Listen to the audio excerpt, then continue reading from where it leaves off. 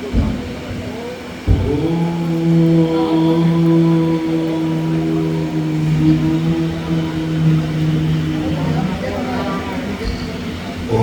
प्राणेशायं गौरीपुत्रं विनायकं भक्तावासं संदेत्यायि कामयते।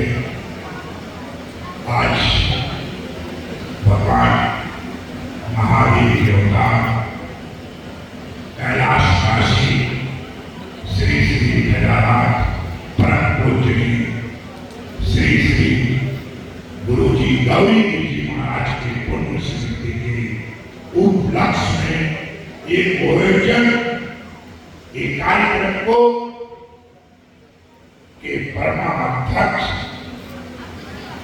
जो कि मात्र मतलब जो निमित्त मात्र के लिए किसी को भी बनाना या कर देना या व्यवस्थाएं निमित्त मात्र के लिए परमाध्यक्ष नारायण जी महाराज इस आश्रम के दूधेश्वर पीठ के पीठाधीश्वर जी और मंच पे हमारे क्रांतीय विचार के धनी वेदांती जी महाराज और अनेक प्रकार का निसंकोच निर्भय अपनी बुलंदबाजी को हमारे दाने पर बैठे हुए दिल्ली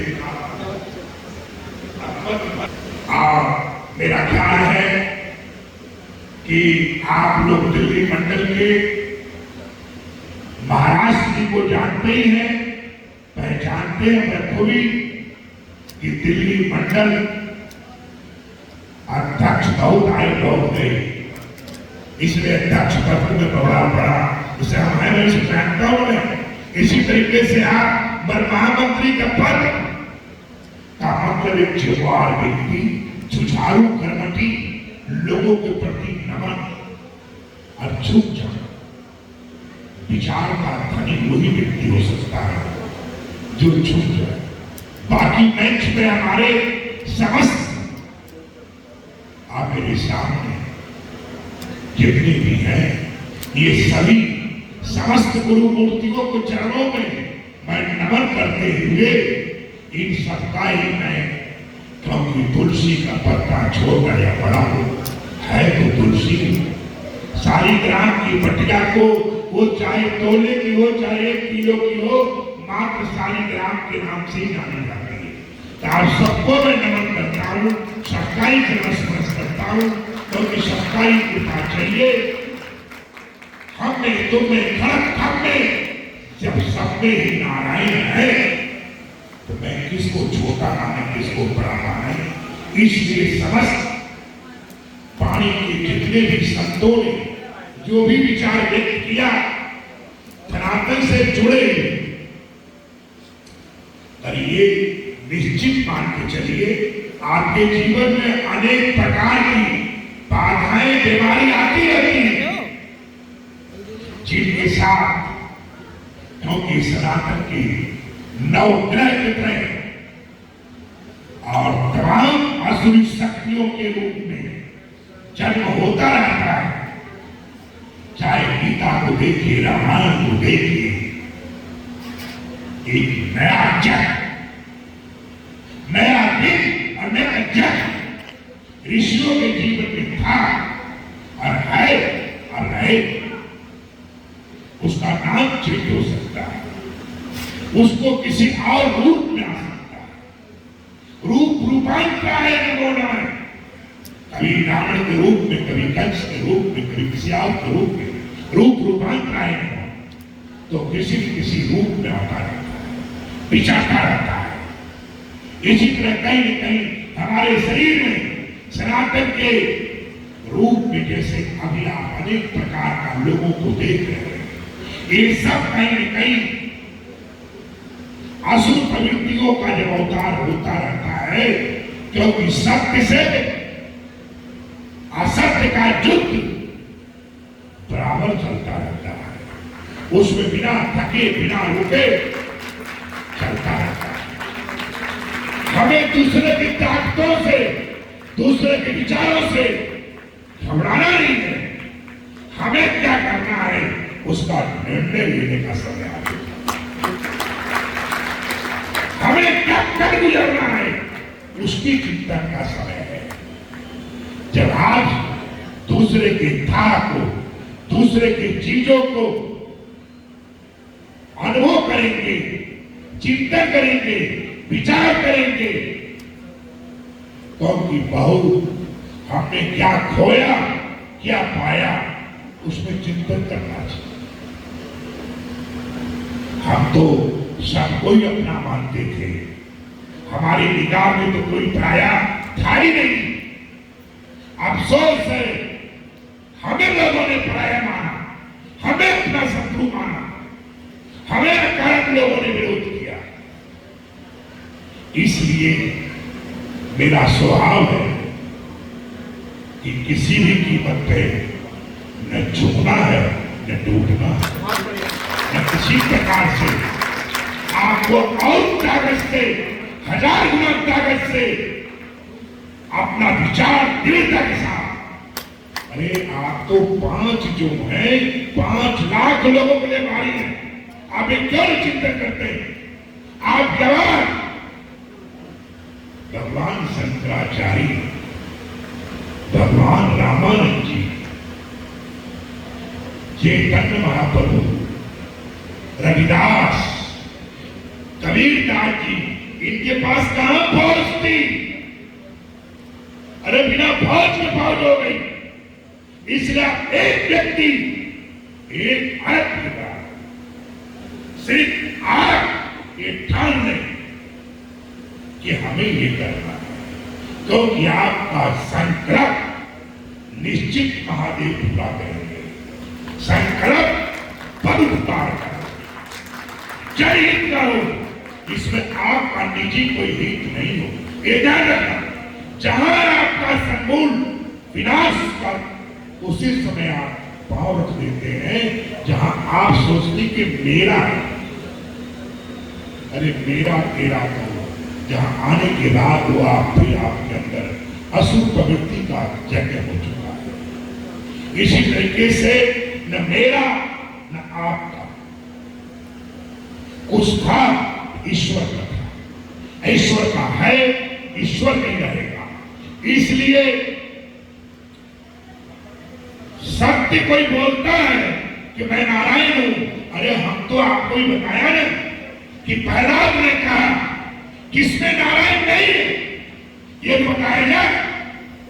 प्रहलाद तो बनिए है कि आपस तो बन जाते हैं, उसके पिता तो बन जाते हैं, मगर क्या आप खंबे में से दिखा भी सकते हैं?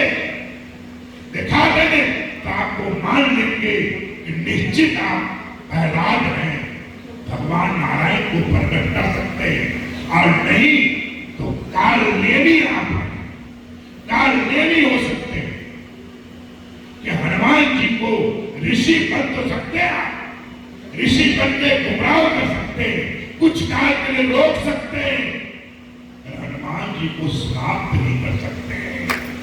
इसी तरह असुर शक्तियां, चाहे हैदराबादी के रूप में, चाहे वह मुलायम सिंह के रूप में थे, तारकासुर, ऐसे बहुत होते रहे जो ऋषियों को कीड़े मकोड़े की तरह खाते रहे, जैसे कि महाराज वेदांती बता रहे थे।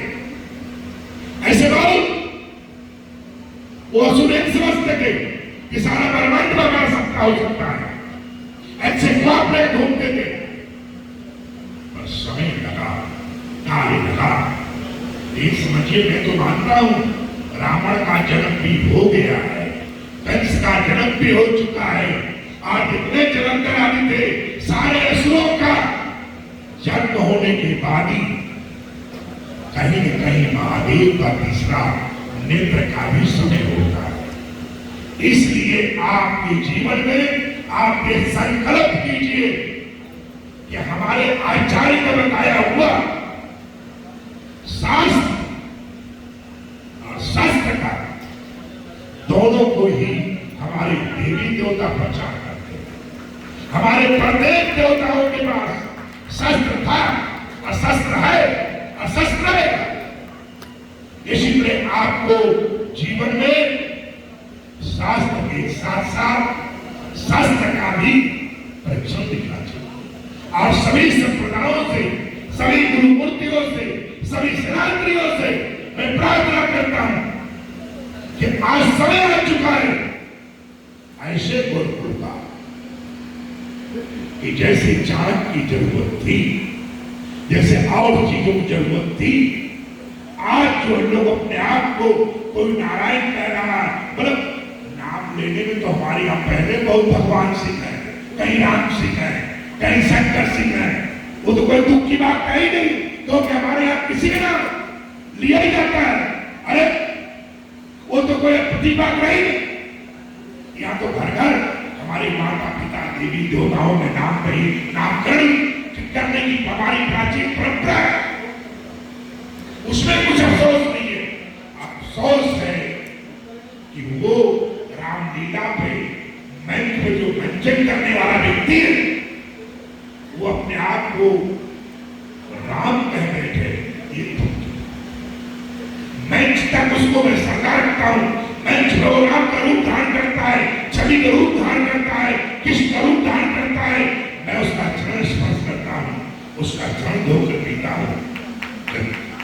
ये नहीं वो भगवान की मेकअप उतार देता है, फिर मेरा वो बंधु है, मेरा भाई है, मेरा चचा है, ताऊ है, वो भगवान राम नहीं हो सकता। इसलिए आप निश्चित संत कभी भी, क्योंकि मैं कभी निराशावादी नहीं होता हूं, मैं अपने जीवन में जगत को छोड़ चलता हूं, मैं अविराम के तलाश में नया कोई विराम तलाशता हूं। चमन में कभी रहना नहीं चाहता हूं, चमन में तो रात्रि विश्राम बहुत हो गया, क्योंकि चमन कभी सुख का कारण नहीं हो सकता है, भयंकर दुख का पीड़ाई दे सकता है, सुख का साधन नहीं हो सकता है। न चमन में कभी सुख था, न है, न रहे। इसलिए आप भरोसा कीजिए, कुछ लोग, बहुत लोग नहीं, कुछ लोग अपने आप को समझ जाए कि संकल्प करें, कुछ लोग कि मैं अपने आप को महादेव को अर्पण करता हूं, अपना हंसते हंसते अपना सर, अपना शरीर, अपना धन अर्पण करना चाहता हूं, तो खुद ईश्वर का क्या बनना है, क्या इच्छा है, और एक बार आप अपने आप को अर्पण तो करें। आप खुद से तो हटे, अरे खुद से जिस दिन आप हट जाएंगे वहां ईश्वर आपसे खुद याचना करेगा कि आपको क्या चाहिए। इसलिए मैं जितने भी समय का ये असुर प्रवृत्ति के लोग हैं, भारत सरकार, राज्य सरकार, जो भी तंत्र है, ये वोटों के दलदल में है। अरे ऐसा दलदल है, ये ऐसा कच्छ का दलदल है जहां भारत की बहुत फौज फंस गई, निकल नहीं पाई थी। तो आप किसी भी राजनीतिक दल से अपेक्षाएं रखते हैं, वो तो अपने लाभ के साथ है। अयोध्या जी में अरे वेदांती से पूछो क्या गुजर रहा है, विनय कटियार से पूछो उनके छाती में क्या गुजर रहा है, कहां थे, क्या थे और क्या हो गए। इसलिए बहुत ज्यादा है, क्योंकि जितना भी किसी चीज का छिड़काव उतारा जाएगा, इसलिए मैं किसी से कभी अपने जीवन में न किसी दल का पर थे, न किसी दल को कभी बने माना, और मानता हूं मैं सिर्फ धर्म के साथ थे और है और रखते और मैं करता हूं, क्योंकि मेरी आत्मा उस दिन भी हमें धिक्कार रही थी। जिस दिन की मतलब जोगी जी को मैं देखा, मुलायम सिंह को जोगी का पैर लगाते हुए, उनको जोगे से प्रणाम करने के लिए उस दिन विचार मैंने कही होता तो ऐसा नहीं होता, कहीं आदम का होता ऐसा नहीं होता, मेरे महलों का सुख पता नहीं क्या करा देगा। ऐसे में देखा मुख्यमंत्री जी को बैठ समक्ष मुलायम सिंह को लाते हुए और उन्हें बधाई देते हुए और उनके अंतिम संस्कार भी करते हुए अगर वाजपेयी जी में या और बहुत लोग हुए कुर्बानी देने वाले, आप तो कहते सब दे रहे हैं, और सब कितने आपको अपने मानते हैं, वो तो देखिए कि कितने आपको लोग चाहते हैं। आपको सारा ब्रह्मांड को चाहते थे और चाहते हैं, चाहते रहेंगे। और इसी अंधविश्वास में आप अपनों को खो गए। अभी दुख के साथ कहते हुए अपने वाणी को विश्राम देता हूं और समस्त शिक्षाओं में जो भी प्रस्ताव था, विचार था, चाहे वो हाथरस का मामला था, वृक्षारोपण का मामला था, और संगठन का विस्तार है, सदस्यता अभियान है, आय का दौरा है, ऐसा है, श्रद्धांजलि है, ऐसा है कि बाकी प्रस्तावों का तो दिल्ली मंडल का मामला है, जिसको नारायण जी महाराज बहुत खूबी, क्योंकि प्रत्येक संगठनों का विस्तार होते रह गया। अरे विस्तार मत कीजिए, कुछ तक गुजरिए, कुछ तक गुजरिए। कहां विचारों के, कहां विस्तारों के, एको ब्रह्म दूसरी नास्ती। इसकी मतलब जो है वो